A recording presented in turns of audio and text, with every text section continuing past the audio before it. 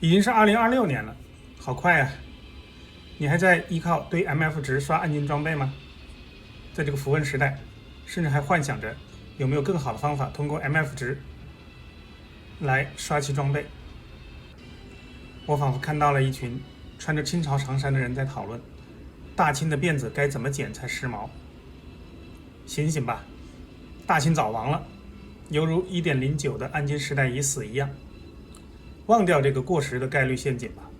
想過沒有，符文時代解鎖頂級裝備可能不在於 MF 值有關，而在於理解新的可量化途徑去獲取畢業級裝備呢？我們曾經引以為傲的 MF 值，在現在的暗黑2邏輯裡，已經從 1.09 時代的唯一正確方式蛻变成為了我們變強路上的絆腳石。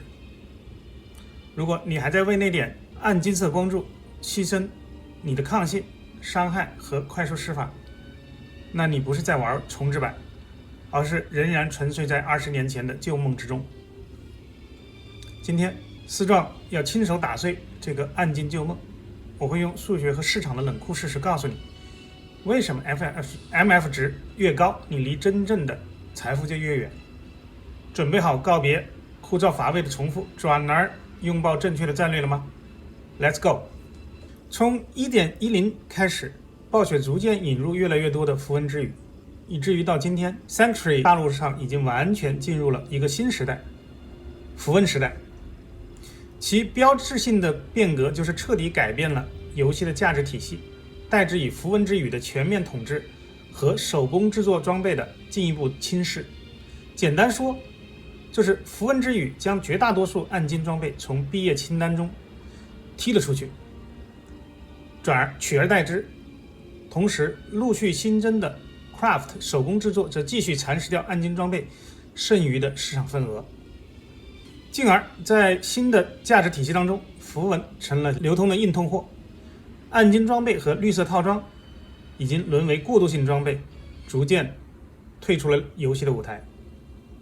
在詳細解釋前，我只需要問大家2個問題：現在一個 Shackle 值幾個 IST？一個格里芬之眼呢？對於很多老玩家，包括思壯，一提到軍帽啊、蛛網啊、馬拉呀，眼神裡就會帶光。殊不知，暗黑2的裝備格局已經發生了工業革命一般的變化，符文之語成了工業化標準品，而暗金套装成為了落後的手工残餘，正在退出歷史舞台，被扔到角落裡慢慢發霉。我們拆開來把問題解釋清楚。首先看鎧甲，曾經望而不得的极品，比如說阿凱尼的榮耀、泰瑞爾之力、奧馬斯長袍、利維坦，現在還有人把他們作為畢業終極裝備嗎？思壯在這個賽季都扔了好幾件，想賣也沒人要。現在呢，在箱子底穩穩地將倉庫站位功能拉滿。相反，謎團、榮耀之鏈、剛毅這些符文之語鎧甲統治了一切。再不濟，沒有做出謎團，也沒有人會棄 Treasury 背信而選擇其他老掉牙的暗金或者套裝吧。看看 Treasury 提供的屬性就知道了。首先是攻速加 45%， 光是這一項就足夠幹掉所有的暗金和套装了。我们繼續看15級的 Fade， 什麼意思？就是全抗加 60%， 物理減傷 15%， 詛咒時間縮短 79%。 有了這些還要什麼自行車呢？不過別急，還沒完呢。暴雪新團隊也不知道腦子進水了還是抽了哪門子風，還有15級的毒牙 Venom， 這是什麼意思呢？就是 0.4 秒內造成305到325的毒傷，傷害在其次，這相當於 Open Wound， 就是傷口撕裂的效果，怪無法自動回血了。別急，後面還有呢，加 20% 的快速打擊恢復，冰抗加30%，最后还不夠，還要再加上一個加50%的金幣。好吧，對比一下，你是拿背信 Treasury 呢，還是拿海蛇皮，或者是拿阿卡尼的榮耀？隨便你吧。地上擺滿所有暗金裝甲和這個套裝裝甲，你是撿 Treasury 還是別的？你看符文時代的主角還沒出場呢，一個小角色就已經把所有暗金裝備裝甲套裝裝甲按在地上磨砂。司壮在寫腳本的時候都忍不住哆嗦。可能唯一還沒有完全被掃地出門的就是法系的海蛇皮 Skin of the Wipe Mage。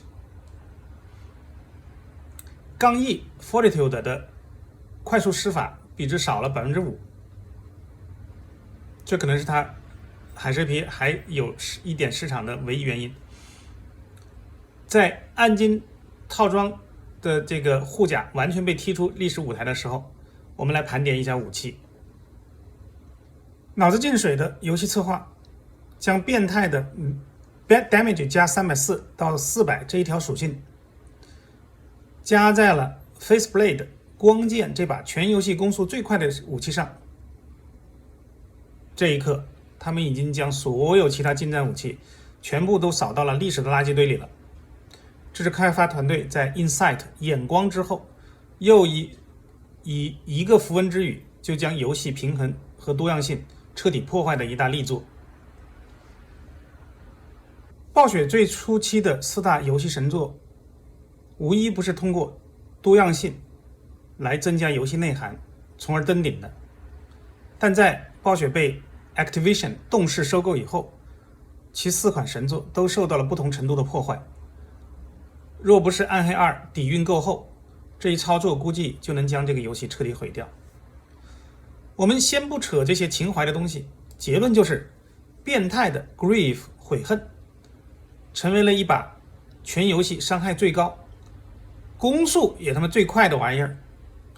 在他面前，那些暗金啊、綠裝啊，全都是垃圾，電子垃圾。對比一下 1.09 前的神裝劍，同樣也是 Faceblade Azul Wrath， 就是阿主的憤怒，傷害是102到129，加230%到270%的傷害增強，這一項已經算進剛才的那個傷害數值裡了，不能再重複加，我只是再念一下這個屬性條。另外呢，還加30的攻速，加250到500的魔法傷害和250到500的冰傷害。數字看得不錯，對吧？但250到500的魔法傷害和冰傷害是不會算進角色的傷害擴大體系裡的，也就是他們是真正的武器傷害全部算完之後加在最後的。比如用角色傷害模型算完傷害之後得到3000的這個 damage， 最後再加上這250到500的魔法傷害和冰傷害。這裡其實有一個梗兒，不知道朋友們是否知道，曾經在各大論壇上流行解釋 Grief 悔恨強的原因的帖子當中，掷地有聲地說 Grief 強是因為加400 damage 是在傷害計算完以後直接加到最後的。這個謠言一直流傳至今，以至於現在所有的 AI 像是 ChatGPT、Gemini 全都被毒害了。你去問 ChatGPT 為什麼 Grief 強，它一定會告訴你，因為 Grief 有加400的 damage 是加在傷害的最後的。如果有朋友想討論，我之後可以出一期視頻來解釋一下暗黑2的傷害計算模型。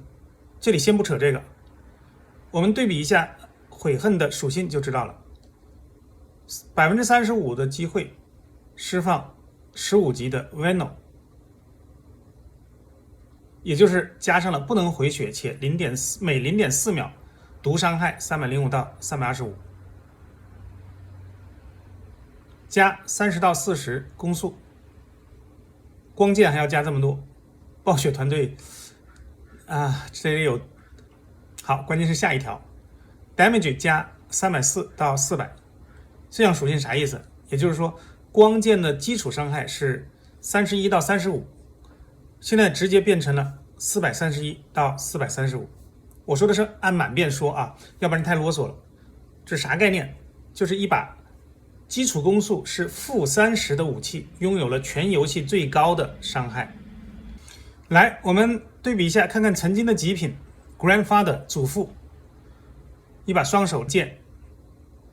我這個賽季扔掉過2把的這個舊日神器极品，雙手傷害也才145到649，平均起來是397，比 Greef 悔恨的平均值433還低了36。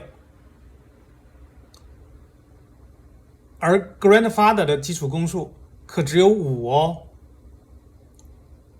而且是双手傷害哦。知道暴雪进水新团队腦子裡有多少水了吧？這還不是全部，關鍵是這項 damage 加400的屬性是強行修改了原來的代碼邏輯加上去的，可以說是 bug 一般的存在，你在面板上根本看不到它。它與其他的像加200到500的魔法傷害啊完全不同，它的 bug 在於它是加在所有計算之前的，而不是原来像那種 add 屬性那樣加在計算之後。也就是說，這400傷害是將武器的基礎傷害直接提高了400，然後再用傷害模型一放大，嘿嘿。而且这一傷害的 bug 在於，不光武器攻擊技能有效，連盾擊都有效，變態，最變態，沒有之一。好，現在擺在我們面前一把傷害最高、攻速最快的武器，然後在它旁邊放上所有的暗金或者套裝的武器，你會選哪個？不選悔恨 Greef 的動物裡面，恐怕只有猴子了吧。光是一把 Greef 就已經踢翻所有的舊武器了，更別說還有其他那麼多變態的符文之語，例如 Destruction 破壞、Last Wish 最後的願望、Death 死亡等等，任何一把拿出來都秒殺那些古董。當然法系的也完全一樣，像 Hoto 橡樹之心、Spirit 精神、Infinity 無限、Crescent Moon 新月，不列了，已經沒有古董武器的任何位置了。再看盾，這是另一個暴雪腦子進水團隊破壞遊戲內涵的另一個例證。他們搞出了一個 Spirit 精神，真的是神經，加2所有技能誰都能拿，加25%到35%的快速施法 FCR， 再加55%的 Faster Hit Recovery 打擊快速恢復，加22%的 Vitality 活力，再加89到112的 Mana， 一個25級的玩意兒，加2技能，加35的快速施法，再加55的快速打擊恢復，加66生命，加100的蓝，这他媽的就是要幹死所有其他法系的盾。你去看看有哪個暗金盾能比的，一個25級的玩意兒幹掉了所有的盾，唯一還剩下的可能就剩下是聖騎士的那個 HOZ， 也就只剩它了。好，下面再說頭盔，這個可能是暗金和套裝保有的最後一條底褲了吧，再扒掉的話真的就要全裸了。不過腦子進水團隊還真的就差一點兒就把這最後的底褲扒下來了。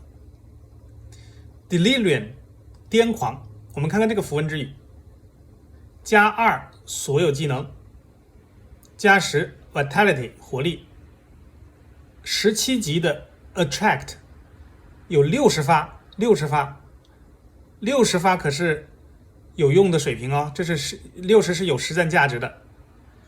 然後是11%的機會釋放18級的 Confuse，如果不是某個神智尚在的設計師加了一條1%機會變形的話，可以說別的什麼頭盔都必將被他砸得稀爛。即便如此，光是一個 law 就已經能夠把多數頭盔幹趴下了。同樣是一個27級的玩意兒，用9號和12號符文就能做。這就像是從垃圾堆裡隨手撿一個塑料袋往頭上那麼一套，就武功天下第一的趕腳。你不服？如果說到這裡你還不死心，那我們看看最後一塊情懷陣地啊，就是飾品和雜项。這回沒有符文之雨來搶地盤了，對吧？確實，符文之雨現在沒有做成戒指啊、項鏈啊、手套、鞋子的。但你別以為暗金裝備就真的躲過了這一劫。符文之雨這只狼沒有來，但還有老虎啊。大家都覺得馬拉是神品，对吧？但在手工项鏈面前，馬拉可能立馬变成小弟弟。現在的手工项鏈都是什麼？加2技能，加20快速施法，加很高的全抗。這種定向工業化出的神裝，直接就終結了暗金項鏈的市場。戒指啊、手套和鞋子也一樣，手工 craft 出來的直接侵蚀掉暗金和套装物品的地位。这下好了，暗金和套装真的是從頭到腳都被扒光了，底褲都沒有了。又說身上還剩下點什麼東西，那可能只有幾片薄薄的輕紗。理論上說沒有全裸，又有什麼區別呢？該看光的都被看到了。所以如果你還在想着怎麼堆高 MF 值去刷暗金裝備，還在那裡看完思壯的視頻以後冷嘲熱諷的說全是廢話，或者吐槽說哎，思壯你熱力圖裡沒有計算暗金裝備掉落哦。你以為你是考古學家嗎？想挖出2根恐龙化石跟 Grief 掰命？說到這兒，估計真有觀眾要跟思壯掰命。要掰命的，要退場的觀眾都先站住啊！我還沒說完呢。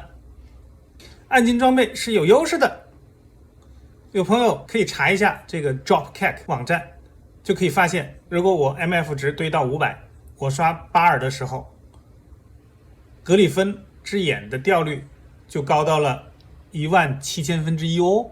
你看，你刷一個假符文的掉率可是只有49000分之一，我可是比你高了3倍哦。你這是比不過符文之雨，要拿暗金装備跟符文直接比是吧？好，我們看看符文時代隨着暗黑裝備革命，暗黑的價值体系被那群腦子进水新團隊折騰成什麼樣子了。來比啊，來比啊，別跑！因為符文之雨和各種 craft 手工物品的出现，思壯在前面的視頻已經跟大家一起分析過，暗黑2是一個什麼市場呢？現在它是一個非盾式溢價市場，在這裡不是極品，不是畢業裝，就都是白菜，大白菜，菜市場裡面那些快爛了的2分錢一斤的東北大白菜。整個市場體系已經完全被顛覆了。老玩家們應該都知道，現在一個 shackle 也是軍帽什麼價？幾個到10幾個 Ra 7號符文。一個蛛網什麼價？一個 IST。一個 Tarasher 套裝的盔甲什麼價？一個 IST。其他的暗金套裝，你甚至連一個7號符文去賣都未必有人要。拿回來幹什麼？壓倉庫嗎？在符文為王的時代，可以這麼說，沒有什麼暗金裝備是一個 IST 拿不下來的。如果有，就再加一個 IST。現在還跟 JAR 31號比嗎？一個31號符文可是值24個 IST 以上哦。說明一點啊，思壯這裡講的都是天梯價格，非天梯不在我們今天的範圍內。你手裡拿着一個31號 JAR 符文，或者說24個 IST， 你說吧，有什麼暗金你換不回来的？你基本上可以換20件任何你想要的暗金，嘿嘿，就是那些你换回来也不想用的定倉神器，还比吗？所以朋友們，不要觉得憋屈，玩個遊戲而已。游戏在变，我们當然也要變。老暗黑不是不好，現在有不少懷舊私服是可以玩 1.09 以前的版本的。如果想要懷舊，可以去那裡，或者乾脆玩單機。不少朋友就是喜歡慢慢打。大家看，絲壯還有老版的光盤呢。我們家孩子還打算從老版開始，只是因為開學了，所以沒玩成。然而，想要在《暗黑2》重置版裡玩，就要認清這個遊戲的本質，那樣才玩得爽。退一步說，雖然暴雪將我們年輕時候20年前的經典遊戲搞得一團糟，不可否認的是，他們也加入了新的遊戲元素。在這個符文時代，我們的追求變了，從過去的暗金變成了現在的符文之語，變成了 craft 手工物品，變成了洗各種技能大板，變成了刷极品的毀滅小符，变成了拼滿遍的火炬。我們要承認這個世界的變化，從而才能在這個變化了的世界裡玩得更 happy。不好意思，朋友們，絲壯這幾期視頻不光解構了舊的價值體系和刷寶的方法，可能還把大家，包括絲壯在內，一直奉為聖經的暗金裝備和 MF 刷寶這個曾經的光輝祭壇全打碎了。不過有破才有立，新的打寶體系其實也是蠻好玩的。首先，不需要考慮 MF 值了。MF 值的真正實質是什麼呢？是犧牲角色的實力來換取更高一些的掉寶率。在舊時代，這也是一種平衡，使得《暗黑2》這款神作的遊戲的生命週期特別長。說句題外話啊，越是平衡多變的遊戲，其生命週期才能越長。角色和裝備同質化，品質相同啊，同質化是讓一款遊戲快速退出市场的最佳办法。我們回到正題，這也是我們很多老玩家仍在玩《暗黑2》的根本原因。不過，既然重置版是這個樣子，其內容雖然也有了很多改變，但我們仍然覺得好玩，那就到了要改變我們自己 mindset 想法的時候了。我們现在只需要刷符文就可以了，暗金和套裝是順手牽羊的結果，有固然好，沒有也完全無所謂。在符文時代根本就不需要考慮什麼 MF 值了，因為我們看哈，符文、底材、寶石這些東西完全與角色的 MF 值無關，堆與不堆沒有任何區別。不堆 MF 值呢，其實是一個大好處。我們可以純以最優化角色實力為目標選擇裝備了，什麼好用什麼，哪還用管什麼 MF 值這麼老古董才要的東西呢？可能有人會說，那我找的裝備既強力還帶 MF 值，是最佳的答案。確實如此嗎？下一集我會告訴你真相。簡單說，把 MF 值扔掉吧。在這個2026年這麼嶄新的一年裡，在這個符文時代裡，效率是最大的 MF 之王，根本用不着想堆什麼 MF 值了，什麼強用什麼。無論你是同意絲壯前幾期視頻說的以刷鑰匙為主，還是不同意堅持以牛場和催凡客為主，無論哪個圖都是效率為王。現在不像以前，能不能掉裝備有所謂的寶物等級所限制住，要刷什麼暗金必須刷某一個老怪。現在是全民都掉符文。你看，我们還用格里芬為例，巴爾的掉率最高，在 MF 值500的情況下，掉率高達18000分之一，夠高了哈。然而，在10000分之一的數量級，任何努力都是笑話，只能靠運氣。所以說，暗黑2最後都會變成玄學，不會真有人要跟斯壯搏命，說我就要刷20000局去拿格里芬吧。我們看巴爾啊，一局最快也得6分鐘，刷20000局可持續的刷，肯定得8分鐘一局以上吧。20000局需要多少個小時呢？知道嗎？我不知道，要算一下。是2600小时，你就当上班，每天8小时刷，节假日都不带休息，要刷333天。刷一年肯定能刷到，而且還剩下32天年假。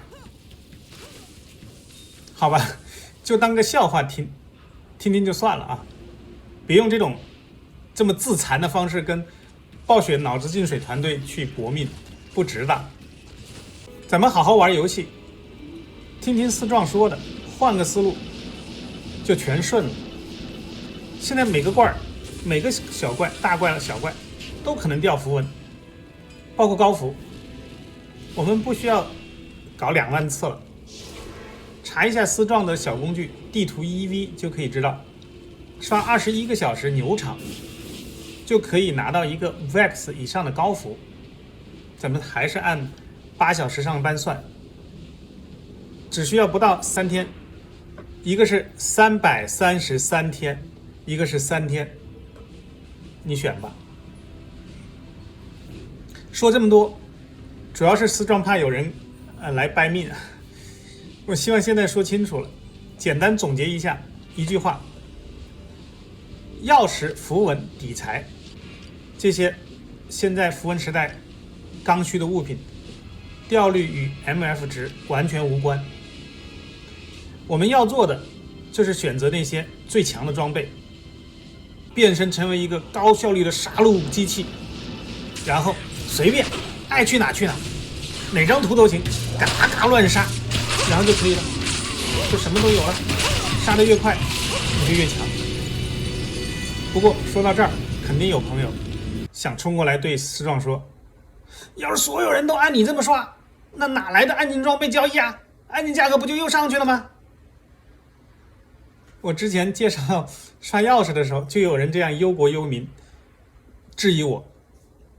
確實，這種宏觀生態的擔心是很必要的。就跟在前幾天達沃斯論壇上，全球主義精英們都在說，我們需要考慮全球，我們需要關心環保，我們要讓所有的窮人不挨餓，對吧？對，這種擔心是必要的。不過，在全民都聽斯壯的建議之前，我相信還會有很長的一段路要走。朋友們如果願意，可以幫忙轉發一下這期視頻，咱們一起做個實驗，看看到底能不能讓全服的人都這麼刷。如果咱們真的一起把這事兒辦成了，把舊時代的暗金體系又重新恢復起來了，那也算是玩暗黑2的一大成就了吧。我相信這個壯舉絕對值得像幾天前 Alex 徒手攀爬台北101大樓那樣記入暗黑2的史冊。